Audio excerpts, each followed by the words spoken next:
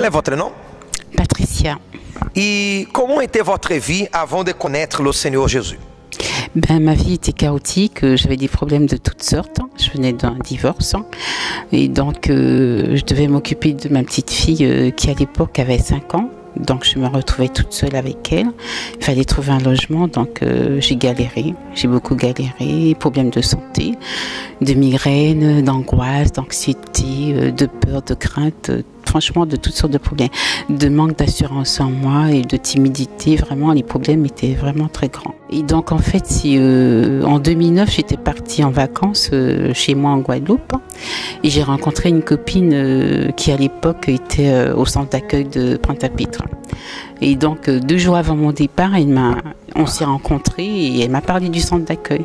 Mais à travers son témoignage, quand elle m'a parlé, quand elle m'a invitée, tout de suite j'ai dit bon, j'ai cru à la parole qu'elle m'a donnée et donc tout de suite j'ai dit bon, dès que j'arrive ici à Montreuil, je vais chercher le centre d'accueil. Donc en arrivant à l'église, j'ai participé à la délivrance et donc chaque semaine je manifestais. Jusqu'au jour où j'ai décidé que je ne voulais plus manifester, je voulais plus des forces des ténèbres en moi. Vous manifestez avec les esprits mauvais? Avec les esprits mauvais de toutes sortes. Comment cette manifestation? Déjà, je n'avais pas le contrôle de mon corps, de rien du tout, quoi. Et donc, je tombais comme ça, voilà. Et puis, un jour, j'ai dit, bon, mais j'en ai marre d'aller à la délivrance et de manifester, j'en ai vraiment marre.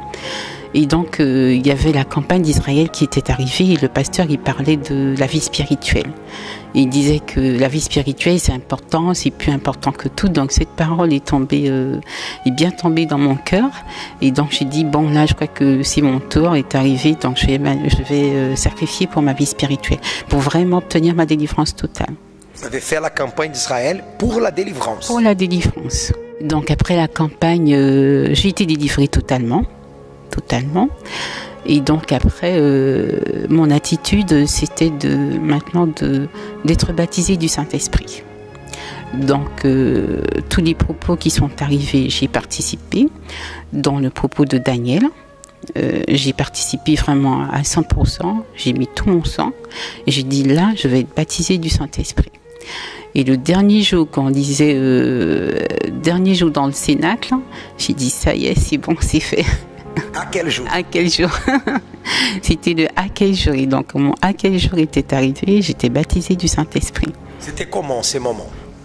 En fait, c'était très fort parce que pour moi, j'étais plus la même personne. Vraiment plus.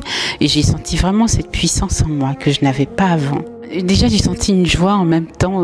Je ne sais pas comment on peut expliquer. J'avais une joie en même temps. J'avais envie de pleurer, j'avais envie de tout faire. J'étais contente, j'avais la joie. J'adorais Dieu. Je ne sais pas, j'adorais Dieu. Je disais je t'aime, je t'adore, alléluia. Parce que j'avais vraiment la joie en moi d'être baptisée. Là. Je sentais vraiment que c'était ça. C'était le baptême du Saint-Esprit. Vous pleurez?